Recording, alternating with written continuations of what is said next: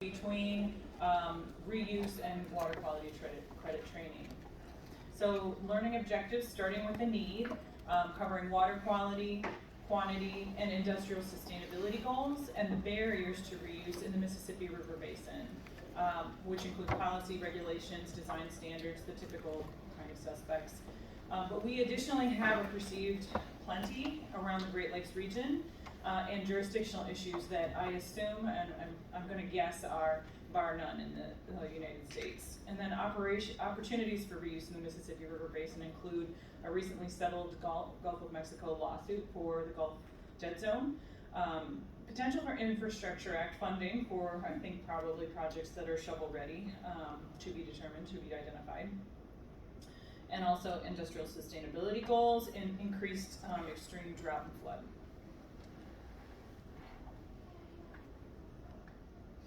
Oops. Okay, next slide. So this is basically, this is the map on the state policy website for WateReuse Association. And I just wanted to highlight a few things that might they're just definitely opportunities for further investigation. So I'm gonna show you, this is the Mississippi River Basin boundaries, approximate. And then also the 12 states that are involved with the Gulf of Mexico Dead Zone settlement. At the same time, here's the Gulf of Mexico Dead Zone settlement, approximately scaled in to show you the extent. Additionally, we have 16 states and DC that don't have reuse policy. So you can see there's a bunch of overlap here. Then here are the 8 Great Lakes states, which we have our own barriers with the perception of plenty of water. But we additionally have another kind of wrinkle, which is the 10 state standards. And I'll get into why that is an issue. Okay.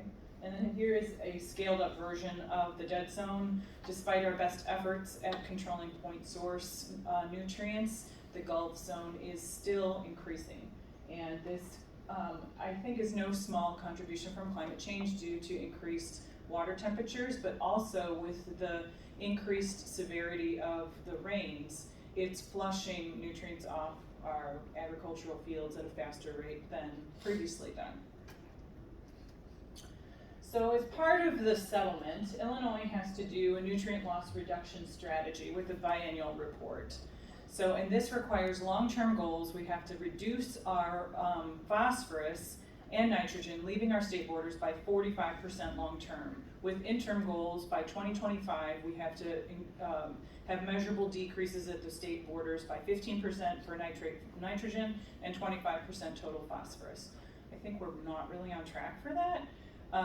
The nutrient assessment reduction plans are also required for point source and that discharge into an impaired water stream. So part of those requirements include an optimization feasibility study to meet end of pipe 1 part per million and 0.5 part per million phosphorus. And this also requires community engagement, including soil and water conservation districts, and some kind of accounting or inclusion for septic system contributions. So 36% of major municipal wastewater treatment facilities have permits containing total phosphorus, and this is as of the 2021 biennial report. And 53 facilities are developing the nutrient assessment reduction plans. These are easier for the big facilities. So for City of Chicago, they have the wherewithal to hire a big dog consultant. But there's also utilities that are pretty small that can't afford this kind of $500,000 consultant fee or even a $200,000 consulting fee. So other nonprofits have worked together to create kind of a template that kind of follows an investigation and identification of major sources, and then in year 2, maybe then they at least save that consulting cost for the first year to try to get them at least down a little bit farther down the road to compliance. So there are some nifty online resources. So these maps were generated with the online Sparrow, a USGS Sparrow model, which you can investigate both nitrogen and phosphorus in your watersheds, and then also the estimated contributions based on both the Illinois report and the US EPA report to Congress. So we think that based in the original biennial report estimated 48% of phosphorus was coming from point source contaminants in urban areas. So that means that it is definitely worthwhile to consider end-of-pipe treatment. But that story may be evolving throughout the various biennial reports. The report to Congress identified the Mississippi River Basin's contribution of Gulf of Mexico as 13% phosphorus. So, we're continuing to study. So moving on to quantity. So that was the quality story.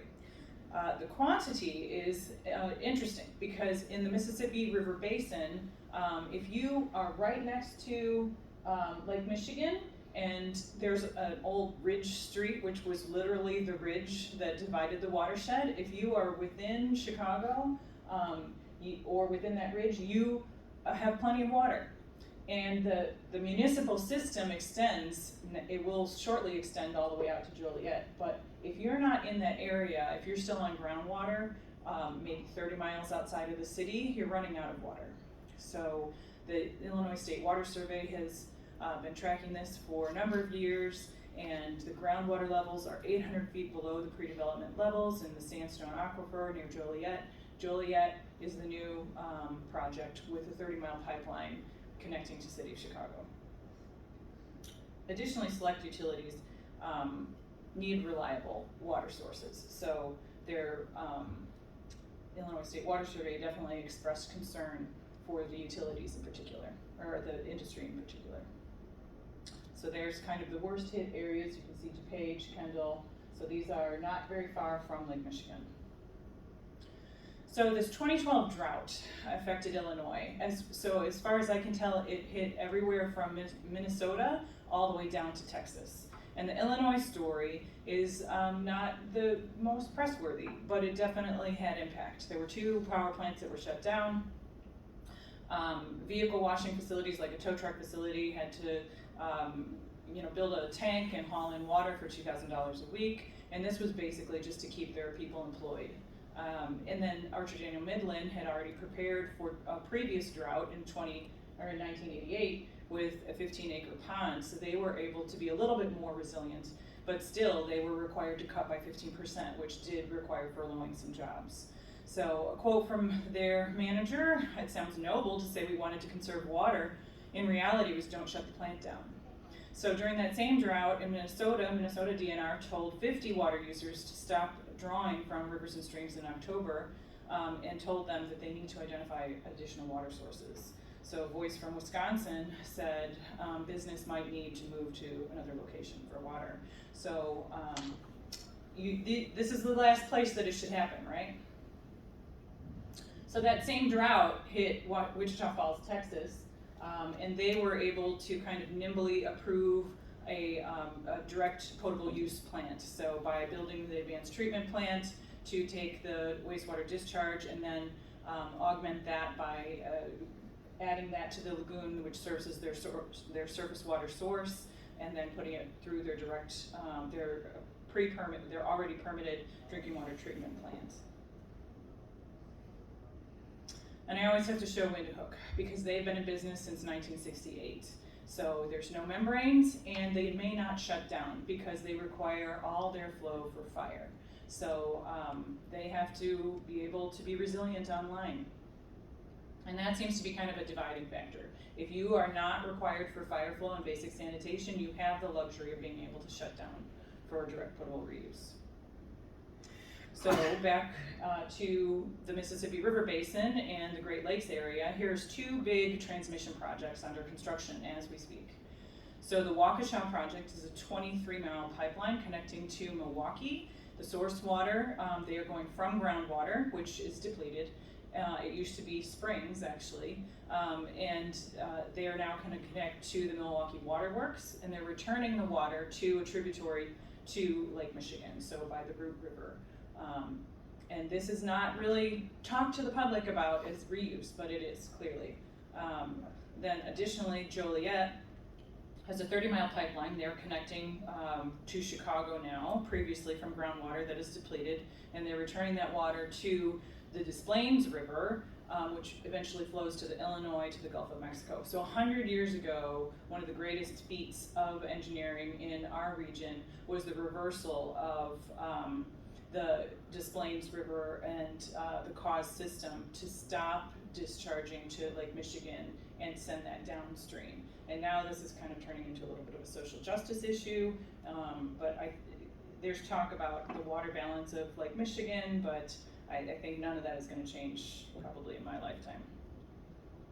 So to dig in a little further to the source water evaluations for Joliet, IEPA discouraged the use of the Des Plaines River, despite the fact that the municipal courthouse of Joliet sits right on the river, and it's kind of a little surreal to go across a bridge that it's several seconds to get across that bridge, and they're not allowed to use it, and they're actually going to put in a 30-mile pipeline. But IEPA said that the reason they're not allowed to use that is because of the 10 state standards. In section 3, it says that you must use the best available source. And then additionally, in our primary drinking water standards, which I think is not that unusual, in our code, it says no direct recycling of sewage. So IEPA, I kind of pressed them on this, and indeed they are considering the Des Plaines River as direct recycling of sewage. And why is because of combined sewer overflows from the city of Chicago. So additionally, there's corrosion control demonstration that would be required for switching a water source. So if they go to Chicago, they can rely on the city of Chicago's already done corrosion control and pilot study, and they don't want to do any mixing of sources. And the reason for this is all recent history with Flint, Michigan. Nobody wants to mix sources, although this is common practice in some parts of the country. So it would be additional work. It wouldn't be onerous, but it's risk, right? Or at least perception of risk. So the conservation considerations were extremely limited. So I'm not sure if this is everywhere, but at least in Illinois, they were only limited, they were only required to reduce the leaks in the distribution system down to 10%. So they're unaccounted for water. And they started out at 28%, so they did have to kind of upgrade their distribution system to get down to that 10%. And the reuse was only considered for aquifer recharge, and the aquifer did not have great transmissivity and connectivity, so they concluded that you could get water here, but you can't get it here, so it's not feasible. So that was just checked off the list. So interestingly enough, through the course of the public comment and participation, the environmental justice community focused on water rate hikes, and so their kind of voice was that the groundwater should be conserved for the lower income communities. And here you can see the USGS map. So here is the Des Plaines River, and then also the city of Joliet, the two treatment plants, and that's from the public comment, I believe. And then the local papers, of course, covered it. So Joliet residents protest water hike. Let's see. Oh, all right. Well, that's not supposed to be the bottom one's not supposed to be there. So I wanted to then go into sustainability. So there are a number of industrial on-site projects, or I shouldn't say on-site, industrial reuse projects that have failed. And these are kind of fascinating to me because you usually don't hear about the things that didn't work, right? So Ford Motor Company has built an environmental center at one of the big parks on the south side that is in a former industrial area that's all being remediated. They have a sustainability goal of make zero water withdrawals from manufacturing process, so that fresh water is only used for human consumption.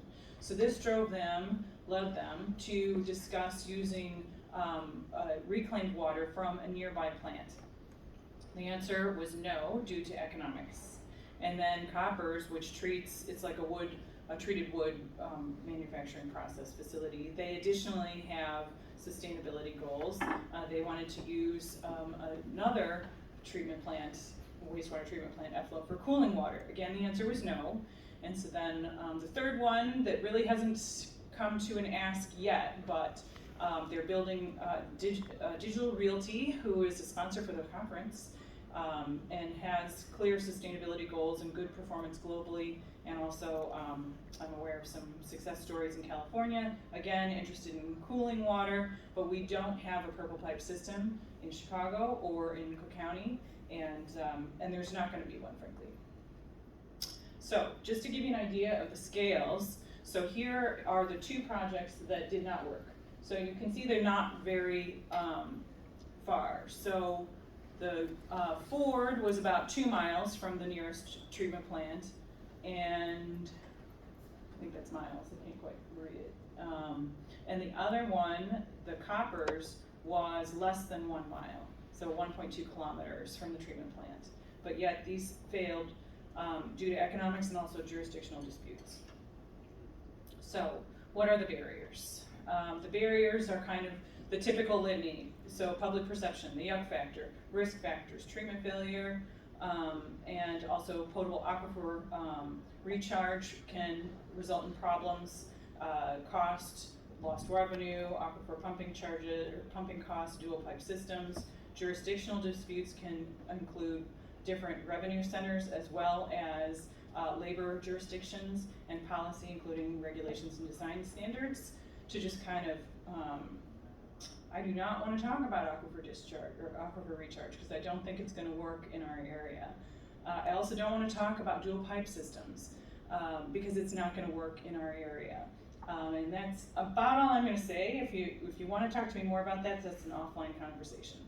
So the other thing for our alternative assessments that are going on in the area to discuss whether reuse is feasible, I just wonder if we're really considering all the flavors of reuse, such as irrigation, aquifer recharge.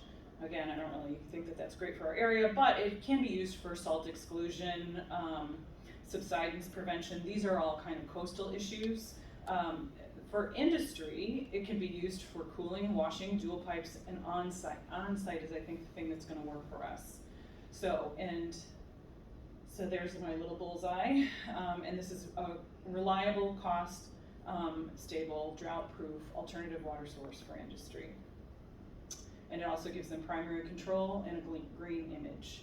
So residential and commercial toilet flushing, that sounds great, but it would also require plumbing code revisions, and that's not going to happen anytime soon, maybe in the 10-year horizon, and then ultimately direct potable reuse, which is probably not quite applicable for the Great Lakes. So to dig a little bit further, so here it is in black and white. So our primary drinking water standards, which are not that different, so this is pretty similar to what Arizona was before they revised their regulations, no direct recycle of sewage.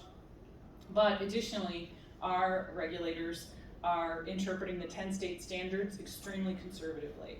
So I'm kind of wondering, do we change the 10 state standards, which are published in Minnesota, or do we try to talk to our regulators and get them to not necessarily interpret it so conservatively? I'm still thinking. And then this is the best available source.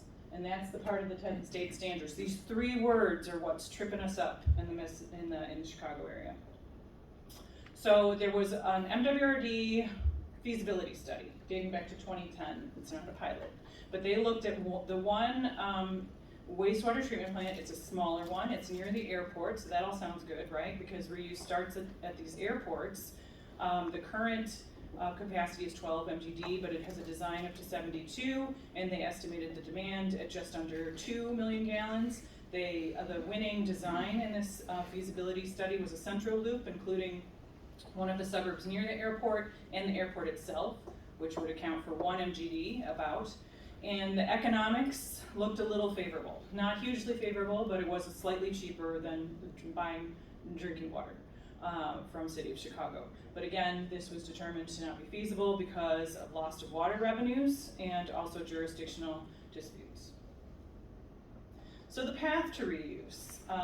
The market entry point, I believe, for our region is really on-site industrial reuse. And the interesting thing that I have just learned about this is that these are already existing.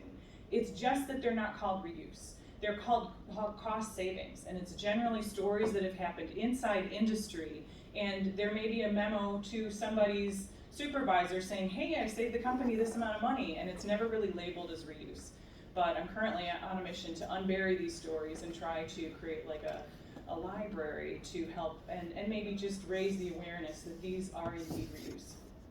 The other thing is I think it would be helpful to start talking about Waukesha, Wisconsin as an actual reuse project. So the other things to enhance pathway for our reuse is enhanced wastewater source control, so industrial flows, decentralized advanced water treatment best located by the wastewater source or the end user. So I think they were right on in 2010 when they were looking at the airport, and segregating industrial flows as best as possible. This is fascinating because we are a combined sewer system. So I've really been interested to hear about what's going on with New York, because a lot of what, they're so far ahead of us, right? So, but a lot of their strategies I think would work for our area. So, this is a new project that hasn't been proposed yet, but they're definitely interested. So Digital Realty has global data centers. In their 2018 water strategy, they had a water safety plan targeting Legionella, but this led them to look at water efficiency projects, where they now actually use more than 50% of their water globally is reclaimed water, and their 2021 goal is dashboard monitoring and metrics for global and local use. Again, they're not able to reuse. Even with a track record like this globally, they're not able to reuse in the city of Chicago, or they've got 2 suburban locations because we don't lack the purple pipe, but I think that maybe reuse could be an option for them. So their one success story that I'm most familiar with is Santa Clara, 20 million gallons a year cooling water makeup. The redundancy is the drinking water. So their primary source is purple pipe and the redundancy is potable. And this saved them $100,000 annually. So other sites they have are in our suburban area, Elk Grove Village, Franklin Park, and then their downtown facility, but no reuse yet. They have a decision model that if they can estimate any project as a return on investment of less than 5 years, it's an automatic hookup, right? They'll automatically pursue that project. And they're also very interested in green stewardship, as are many Fortune 500 companies that have sustainability goals. So the barriers to reuse in our region: no purple pipe, municipal code designs, but additionally, summer humidity apparently is a little bit challenging for operating chillers.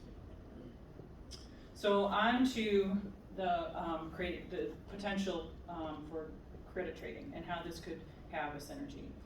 So there is the Bipartisan Infrastructure Act. There may be opportunities for public-private partnerships and joint applications. And there may be opportunities for some kind of municipal-owned but sited on a private property infrastructure for reuse. That's all to be explored. It's a fun idea to think about, to be fleshed out. But in the other kind of option for funding is there are trading credits. So one thing that I could have added to that first slide with the maps of all the dots of 10 state standards and 8 Great Lakes and 16 states without reuse policies, I'm at least aware of 8 that have trading credit programs. So Illinois again is not one of them, but Iowa looks like kind of the poster child for our region. Their scope is point sources and non-point sources, and they have a verification tool by USGS, and then that is validated by Iowa State scientists and then added into a database. So a third-party assessment and verification seems to be the way to go for participation, because individual deals are just too hard. So other states that have pursued something, Wisconsin tried it to allow just individual deals, and they got no buyers because of the high transactional cost and complexity, and so now they're bringing a third-party clearinghouse. One thing to note about the Iowa project is that actually it's not being used so much for nutrient trading, it's actually being used for flood mitigation or flood trading credits. Which is a complementary goal, which would be very interesting for our region, which has combined sewer overflows and is subject to a lot of flooding. And then also the Ohio River Basin, which includes Ohio, Indiana, and Kentucky, had a pilot, but again, it's voluntary, so they really are lacking buyers. So, And the reason I think, one thing that's cited is lack of strong compliance goals. What's the incentive for people to buy the credits more than just sustainability goals? But these things were, these barriers were identified before the Gulf of Mexico settlement, so that could be changing. So this is the synergy slide. This is the takeaway. So what I want you to take away from this is that the nutrient assessment reduction plans and the nutrient loss settlement provides the goals that could help us to move towards reuse. Like if you're going to have to add a tertiary treatment, how much farther do you have to go to actually make a reusable, resellable water source? So fun fact, the Waukesha is just tertiary and disinfection on the wastewater treatment plant, and then goes into the drinking water treatment plant that was previously permitted. So that is not, that it's certainly not the treatment requirements that would be required in Texas or California. And then how to pay for this is potential opportunity with the water quality trading credits. So with that, how am I doing in time? I think I'm right on, 2 minutes. Any questions? Yes, in the back first. With that. Yeah, well, I don't know much about it. I know Pennsylvania has one. Is that with reference to Erie? They have a nutrient trading program. That is another one that I didn't cover in the slide, but yeah, so I did find another one, the Chesapeake Bay, I believe, but I haven't reviewed that one. I don't know much about it. I just knew they had one. Yeah. So I think that would be a worthy conversation to have. I'd like to see more about these trading credit programs at conferences to see if that's an opportunity to push projects forward. Yes. I was just going to comment that Montana has a nutrient trading program, but it's not like a one-for-one credit, so not many, only Helena is actually utilizing it, but with the new legislature, with the non-numeric limits, they're reevaluating adding more value to the nutrient trading program. That's another reference. Okay, so Pennsylvania and Montana, you said? Awesome. Yes. Is there a state chapter of the WateReuse Association that might be able to give you, or give the state, some help and advocacy for some of these? That's currently my mission in life, is to find an Illinois reuse chapter. All right. So I need 5 utilities. The biggest one was here yesterday, and there's a bunch of them around the smaller utilities that would be kind of like the social justice community around the Joliet area that, you know, maybe they have water and wastewater in the same revenue stream, so they won't have to fight for the revenue. And the guy drives the plow in the winter perhaps. So, yeah, that's my jam right now.